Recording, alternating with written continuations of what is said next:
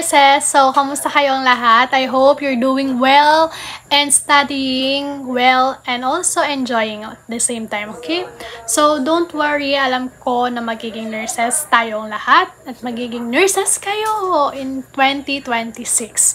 So, let's start with a public health nurse.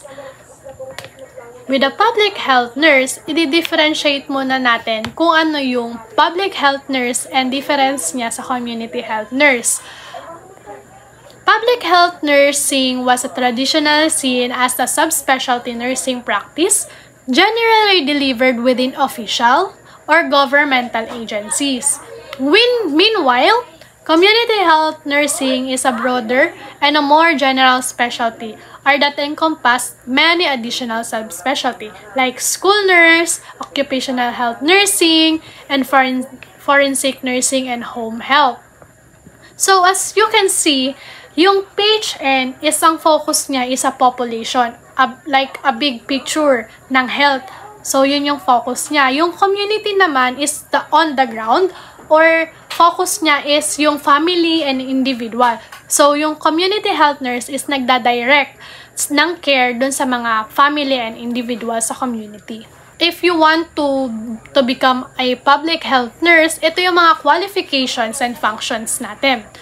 First, you have to graduate as a BSN and a registered nurse, has a personal qualities and professional competencies, participate in teaching, guidance, and supervision of student in nursing and midwifery for their related learning experience in the community setting.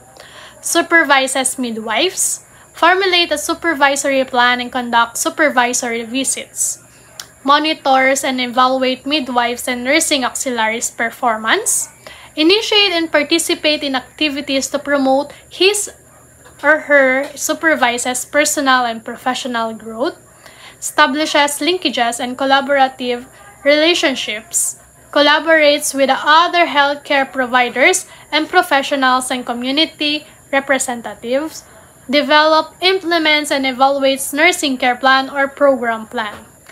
And lastly, demonstrate professional responsibility and accountability.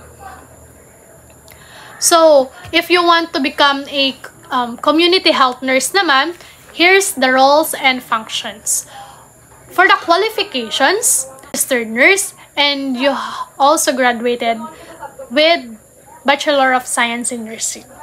So, yung roles naman ng community health nurse is healthcare provider, program implementer, manager or leader, client advocate, health educator, community organizer, and lastly, research and epidemiology.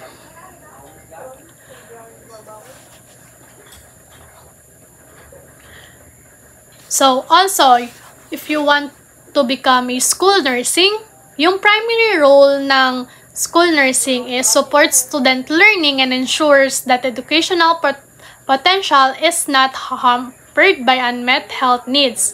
Frontliners in the provision of health and nutrition programs in school. Focus on the promotion of health and wellness of the pupils or student teaching and non-teaching personnel of the school. Function of the school nurse, school health nutrition survey, done during the first visit of the nurse to the school and every year thereafter. Putting up a functional school clinic under the Republic Act 124, mandates that all school clinic for the treatment of minor alignment and attendance to emergency cases. So, sa school namin is meron talaga kaming annually check-up. So, pupunta namin ng school and then yung mga medtech, doctors is pupunta na lang sa school namin. Then, doon na nila kami i-check up. Meron din silang mga mobile car na na pag-e-x-rayan doon. So, ano yung mga functions ng school nurse? So, babanggitin ko na lang kung ano yung ginagawa and then with the meaning, you can pause yung video to read it thoroughly, okay? So, first, yung health assessment. Second, standard vision testing for school children. Ear examination, height and weight measurement and nutrition status determination. communicable disease control, rapid classroom inspection, establishment of data bank on school health and nutrition activities, attendance to emergency cases, student health counseling, medical referrals, school plant inspection for healthy environment, home visitation, organization of school community health and nutrition councils. Yan. So, ayun yung mga roles ng school nursing or you want to become a school nurse. And, during my college day, nag-duty din kami sa clinic namin sa school. And akala ko, sobrang dali lang ng ginagawa ng nurse doon na parang walang tao, magbibigay ka lang ng mga simple treatment like yung pag nahihilo sila, bibigyan mo sila ng aamuyin nila, ganun. Pero mali pala ako ng hinala kasi marami palang student talagang ang pumupunta doon and alam mo yung sabay-sabay, parang siyang ER pag sa hospital, ganun. So, iba-ibang complaints, so nagsasamahan pa sila ng mga kaibigan nila, so nakakatawa lang. And then next, so ang next naman natin is classification and number of occupational health personnel. Under siya ng Republic Act 11058.